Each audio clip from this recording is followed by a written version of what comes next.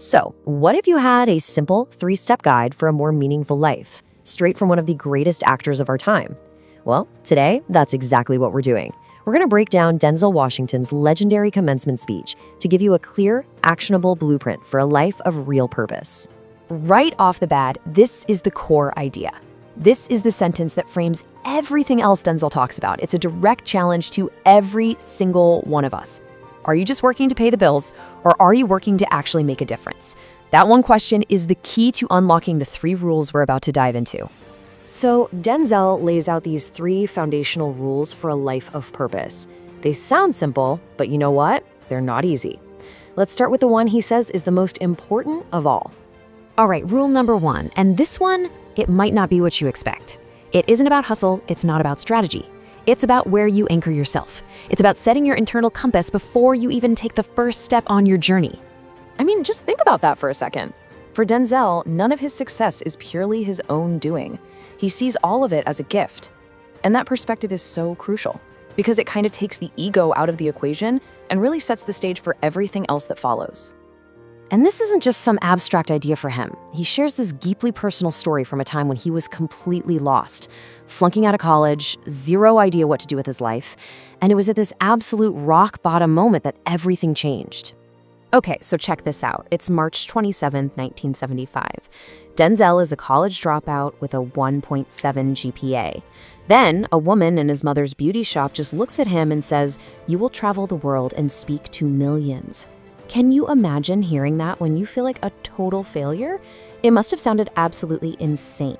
But here's what's so interesting. For Denzel, the prophecy itself wasn't the magic moment. The real lesson was what happened in all the years that followed. He talks about how his faith has protected him, directed him, and even corrected him when he's gone off course.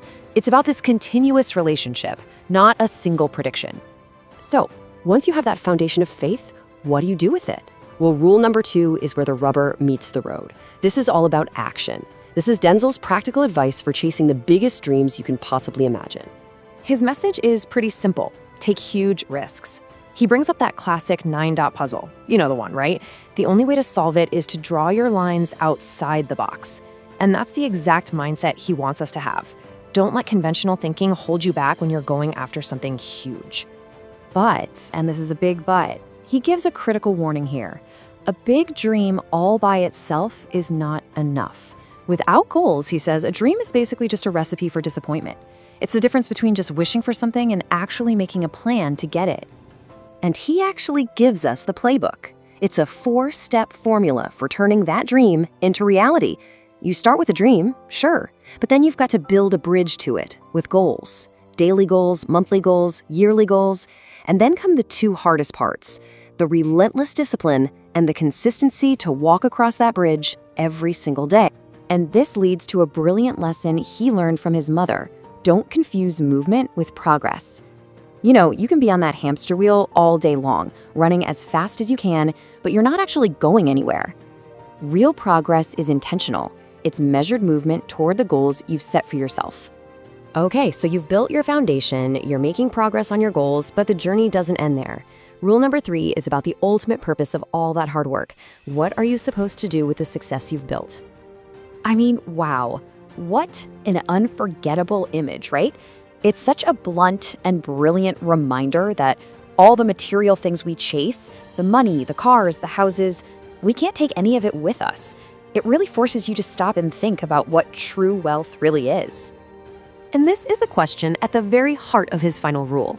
It's not about what you possess, it's about what you do with what you possess. This brings us right back to that first idea we talked about. How are you using your unique gifts to make a difference? Okay, wait a second. The most selfish thing you can do is help someone else? That sounds completely backwards, doesn't it? But his explanation is perfect. The joy, the gratification, the good feeling you get from serving others, that's a reward that's greater than any paycheck or possession. That, he argues, is the ultimate definition of success. So to tie all of this together, he doesn't just leave us with these big ideas. He gives us a practical daily ritual. It's a simple way you can practice these principles every single day through the power of gratitude. He suggests this simple, powerful way to start every day. He says to put your slippers way under your bed, so in the morning you have to get down on your knees to find them. And while you're down there, just say thank you. Be thankful for the simple, foundational gifts in your life, things like grace, family, and understanding. It's all about starting your day from a place of abundance. And then he takes gratitude one step further. He says to say thank you in advance for what's already yours. This isn't just about being thankful for what you have right now. It's about having such strong faith in your goals that you're already grateful for their arrival. It's powerful stuff. And he leaves us with this incredible idea, that deep desire you feel in your gut. You know, that urge to create something or build something or serve someone. That's not just some random wish. He says that desire is proof, sent to you in advance, that the goal is already yours for the taking. And this is how it all comes full circle. The journey isn't just for you. Once you achieve your goals, your final responsibility is to reach back and help pull someone else up. Each one, teach one. This is how you go from just being successful to creating a real legacy. So, we end right back where we started. We've looked at the foundation, the method, and the purpose. But at the end of the day, it all comes down to this one powerful idea. The ultimate question Denzel leaves us with is not what will you achieve, but what difference will you make?